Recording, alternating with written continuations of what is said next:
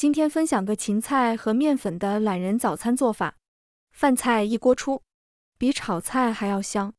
洗干净的芹菜把叶子摘掉，可以留着凉拌或者烧汤。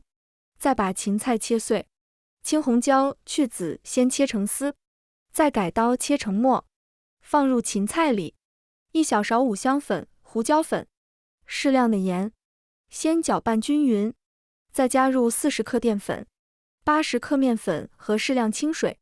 面粉的量你也可以根据用的芹菜的量来调整。最后能调成这种粘稠度的糊状就行了。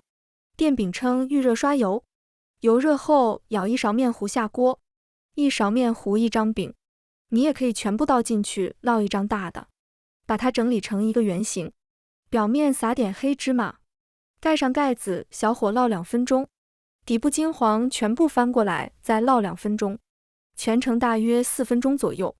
饼子两面金黄，按压有弹性就行了。这样做的芹菜懒人小饼，全程手不用沾面，感觉比炒菜还要简单。吃起来不仅非常柔软，还有浓浓的芹菜鲜香。上次做的韭菜小饼，有朋友留言说怕上班坐公交车的时候打嗝，用芹菜做的就不用担心了。10分钟就能搞定早餐，喜欢的朋友可以收藏一下。谢谢大家。